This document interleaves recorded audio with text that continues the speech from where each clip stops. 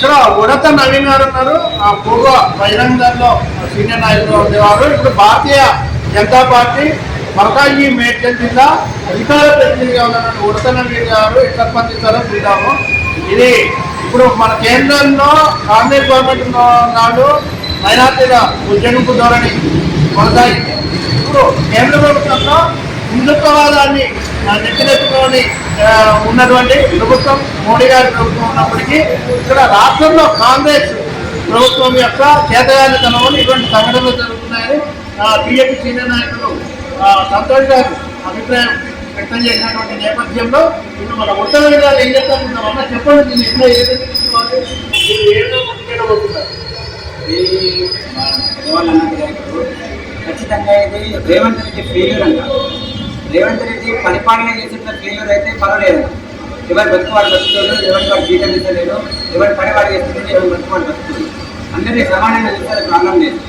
ఒక సీఎంగా ఉన్న ఒక వ్యక్తి ఒక అధికారిక ప్రకటన చేసినప్పుడు ఒక సీఎం అందరం ఎక్కి ఒక బాధ్యత గల సీఎం పోస్టులో ఉంది. మనం ఏం చెప్తున్నామని కూడా ఆలోచించాలి.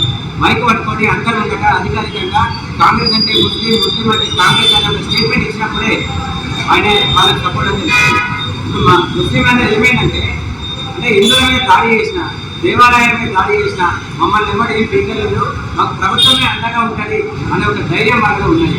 కాబట్టి ఇటువంటి దాడులు చేస్తున్నారు. ఎక్కువైపోతలేదు. గతంలో అనేక దాడులు జరిగినాయి హైదరాబాద్ సిటీ వ్యాప్తంగా. అయినప్పుడు కూడా మన పోలీసులు ఏం చేసి హుషారు లెక్కలు చేసి వాడు పిచ్చోడు వాడి యొక్క ముద్ర వేసి వాళ్ళు వదిలేసేయండి. కేసులు వేస్తున్నారు, వాళ్ళు జైలు పోతున్నారు, తర్వాత ఇక్కడ పోతున్నారు. మాట్లాడుతున్నారు. మాకు అది కాదు. కేసులు వేయడమో జైలు పోవడమో కాదు. ఒక్కసారి వాడు తప్పు చేస్తే వాటి ప్రభుత్వ ఉత్తర్వుల మేరకు ప్రభుత్వం ఆర్డర్ ఇచ్చి ఈ బిఎన్ఎస్ఎస్లో ఒక ఆర్టికల్ 270 ఉంటుంది. అది ప్రభుత్వం నుంచి ఒక ఉత్తర్వులు తెచ్చుకొని ఒక శాంక్షన్ తెచ్చుకొని ఈ కేసులన్నీ వేసి మన మీద కేసులు వేస్తే వాడు మొత్తం జీవితకాలం చేయాలి ఉంటాడు. వాడు రోడ్ల మీద అటువంటి ఒక ప్రయోగం చేయాలి.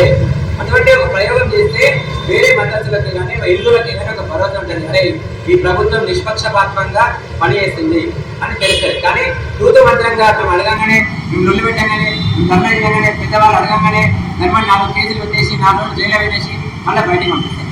ఇదే తంతు జరుగుతుంది. కానీ ఇప్పుడు హిందువులంతా మేల్కొన్నారు. ఇటువంటి దాడును ఇక సహించబోము. దాడికి ప్రతి చర్య ఖచ్చితంగా ఉంటుంది.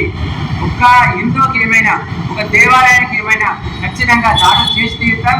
మేము చట్టాన్ని చేతిలో తీసుకోవడానికి మీరు అనుకున్నా సరే పోలీసుల చేతగానే ధనాన్ని మేము మా చేతిలో తీసుకుంటాం. ఇక మీద మా మీద దాడి జరుగుతాయి. మేము ఒకటి చచ్చిపోయినా సరే కానీ ఒక ఇద్దరి సంఖ్య తెచ్చుకుంటాం అనే దానికి ఒక హిందువులంతా ఫిక్స్ అయిపోయారు.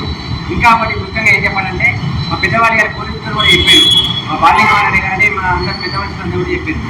ఎక్కడ దేవాలయాలు ఉంటాయో ఆ దేవాలయ ప్రాంగణంలో ఒక తురుకోడే కానీ ఒక క్రిస్టియనే కానీ ఎటువంటి క్రయ విక్రయాలు చేయవద్దు. పండ్లే కానీ పూలే కానీ కూరగాయలే కానీ వాడు అమ్మవద్దు.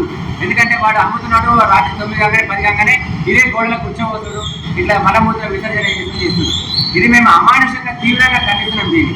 కాబట్టి ఖచ్చితంగా గుడి పక్కన, గుడి చుట్టుపక్కల ఎటువంటి దుర్గోడు కూడా ఎటువంటి క్రయ విక్రయాలు చేయొద్దు. ఇది పోలీసులకు చెప్పినాం, అధికారులకు చెప్పినాం. ఒక 10 రోజులు సమయం ఇస్తాం వాళ్ళకు. మా మాట విని వాళ్ళు నిలగొట్టినా సరే అదే వాళ్ళు ప్రభుత్వం తీసుకోండి, చొరవ తీసుకోండి. లేదంటే ఒక 10 రోజుల తర్వాత మేమే స్వచ్ఛందంగా మా పెద్ద మనుషుల సూచన మేరకు మేమందరం బయటికి వెళ్ళి స్వచ్ఛందంగా మేమే వాళ్ళ మీద దాడి చేస్తాం, వాళ్ళని నిలగొడతాం. ఇది తప్పైనా సరే కొన్నిసార్లు తప్పు చేయడం తప్పు లేదు. కాబట్టి మేము ఆ రకంగా మేము కార్యాచరణ చేస్తున్నాం. ఇంకొక విషయం ఏంటంటే మన చుట్టుపక్కల మదర్సాలు ఉన్నాయి. మదర్సాలలో ఎవరు ఉన్నారు, వాళ్ళు ఎక్కడెక్కడి నుంచి వచ్చిండ్రు, వాళ్ళ ఐడెంటిటీ ఏంది, వాళ్ళ ఆధార్ కార్డ్ ఏంది, వాడు ఎక్కడ వాడు బంగ్లాదేశ్ నుంచి వచ్చిందా, రోహింగ్యానా, మనకి ఇవన్నీ క్లియర్గా పోలీసులు ఎంక్వైరీ చేయాలి. మన చుట్టుపక్కల అనేక ప్రాంతాలలో కూరగాయలు, పండ్లు, పూలు అమ్ముతారు. వాళ్ళందరూ కూడా లోకల్ ఐడెంటిటీనా, ఈ భారతదేశంలో పుట్టిన ముస్లిమేనా, బయట చూసిన ముస్లిమా, ఇదంతా క్లియర్గా ఇన్వెస్టిగేషన్ చేయాలి. మాకు సేఫ్టీ లేదు.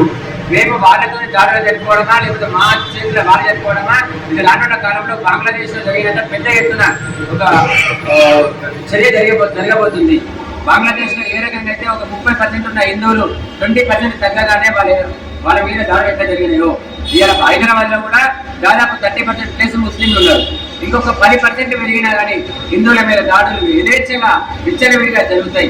ఇదే కాంగ్రెస్ ప్రభుత్వం, చేతగాని ప్రభుత్వం, ఈ రేవంత్ రెడ్డి ప్రభుత్వం ఉంటే హిందువులకు సేఫ్టీ లేదని భాగ్యనగర్ లో ప్రతి ఒక్కరు కూడా భావిస్తుంది. కాబట్టి హిందువులు చైతన్యవంతమై అందరూ కలిసికట్టుగా ముందుకు పోవాల్సిందిగా, ఎక్కడ ఏ చిన్న విషయం జరిగినా అందరూ కలిసికట్టుగా రావాలని రానున్న కాలంలో మా బాలయ్యమ్మ గారు చెప్పినట్టు కార్యాచరణ పొద్దుగాల మా టెంపుల్లో ఒక మీటింగ్ పెట్టుకొని ఈ గుడిని ఎట్లా ప్రక్షాళన చేయాలి, దీని మీద ముందు ఎట్లా పోవాలి, మల్లికార్జున బంధు ప్రకటిస్తామా లేకపోతే ఏం చేస్తాం అనేది మా పెద్దల సూచన మేరకు కార్యాచరణ ప్రకటిస్తాం.